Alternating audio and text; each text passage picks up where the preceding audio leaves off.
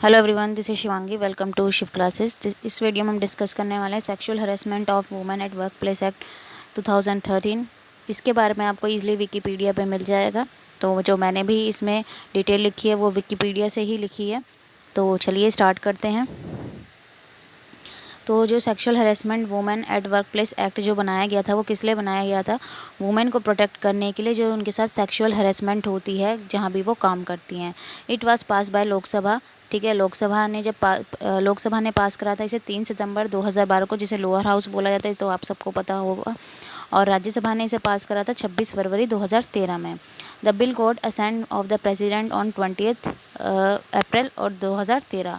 और इस बिल को प्रेसिडेंट की जो मर्जी थी वो कब मिल गई थी? 23 अप्रैल 2013 को। और जो एक्ट था जो का फोर्स में आया था वो कब आया था? 9 दिसंबर 2013। तो इसलिए इस एक्ट का जो नाम है 2013 है। ठीक है, तो जो एक्ट है वो इंश्योर करता है कि जो वुमेन है, ठीक है, उनको किसके अगेंस्ट प्रोटेक्शन देता है? जो सेक्सुअल हरेसमेंट होती है उनके साथ जहाँ भी वो काम करते हैं, चाहे वो पब्लिक हो या फिर प्राइवेट हो। This will contribute to realistic of their right to gender equality. तो ये कंट्रीब्यूशन किस लिए है कि भाई जो उनका राइट है, किसका राइट टू जेंडर इक्वालिटी, भाई उनके साथ जेंडर इक्वालिटी होनी चाहिए। ये नहीं कि वो महिला हैं तो उनके साथ उनका शोषण किया जाएगा।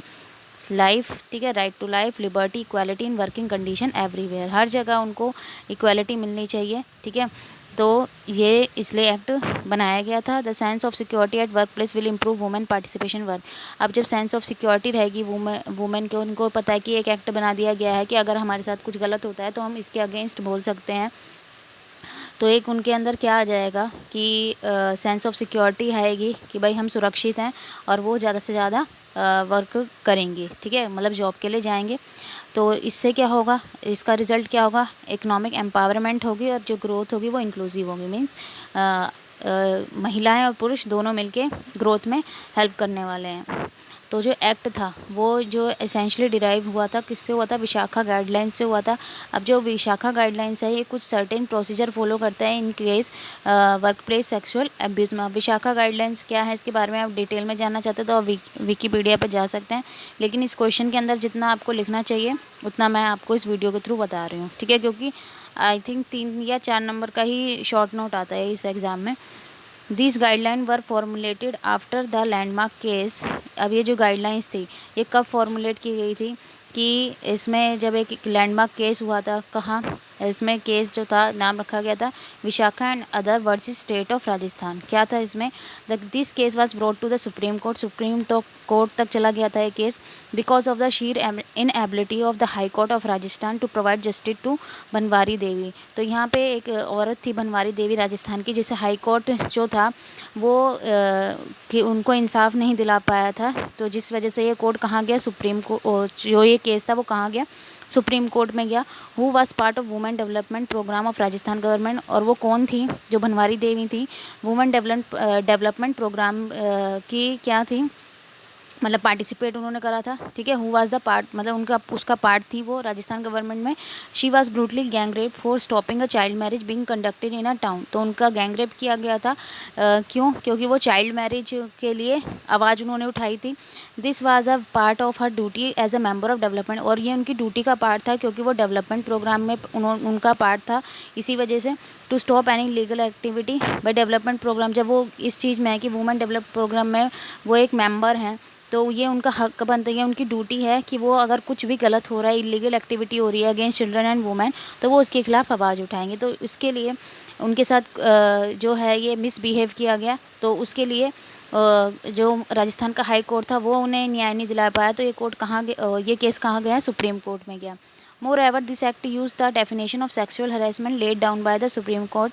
और जो ये एक्ट था ये डेफिनेशन जो देता है वो सेक्सुअल हरेसमेंट की ही देता है, जो सुप्रीम कोर्ट ने दी थी। किसके अंदर? जो गाइडलाइंस है Vishakha and other versus state of Rajasthan. The act require employer to conduct education sensitisation programme and develop policy against sexual harassment and among other obligation. तो जो ये एक्ट है ये क्या कहता है? जो एम्प्लॉयर्स हैं उन्हें कंडक्ट कराना चाहिए एजुकेशन और सेंसिटाइजेशन प्रोग्राम जो है वो कंडक्ट कराने चाहिए ठीक है, पॉलिसी डेवलप करनी चाहिए अगेंस्ट सेक्सुअल हरेसमेंट और जो भी उनके बाधाएं आती हैं। The object of awareness building can be achieve through banners. अब जो ये अवेयरनेस का है कि लोग महिलाओं में जागरूकता बढ़े इसके लिए, तो उसके लिए बैनर्स जो हैं, पोस्टर हैं, जो डिस्प्ले किए जाएँ, ई लर्निंग कोर्सेज प्रोवाइड किए जाएँ। मैनेजर और इंटरनल कमेटी के मेंबर जो हैं वो इनके बारे में उनको डिटेल दें। क्लासरूम ट्रेनिंग सेक्शन उनके साथ। Communication of organisation sexual harassment policy through emails, ठीक है। तो ये सब हैं, इसमें बताया गया है कि इनके थ्रू आप जागरूक किया जा सके। It is recommended that e learning और classroom training will be delivered in the primary communication language of the employ. और ये रिकमेंड किया गया कि अगर आप ई लर्निंग या फिर क्लासरूम ट्रेनिंग दे रहे हो किसी भी एम्प्लॉय को, तो वो उसकी जो है वो उसकी प्राइमरी जो लैंग्वेज है उसमें होना चाहिए।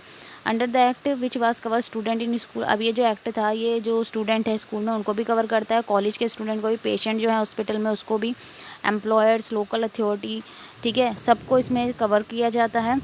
ठीक है, वो यहाँ पे अगर उनके साथ कुछ भी गलत हो रहा है तो वो कंप्लेन कर सकते हैं। तो employer who fail to compile will be punish. और जो उस एम्प्लॉयर जो उनकी समस्या को दूर नहीं कर पाया तो उसे पनिशमेंट के रूप में क्या फ़ाइन जो लगता है, कितना 50,000 रुपये, मतलब 50,000 रुपीज़ तक उसे फ़ाइन लग सकता है। तो अगर आप और भी डिटेल इसकी जानना चाहते हैं तो आप इसको विकिपीडिया से इजीली आप देख सकते हैं। आई होप आपको ये टॉपिक क्लियर हो गया होगा। अगर वीडियो अच्छी लगी हो तो like it, share it and subscribe my channel. Thank you.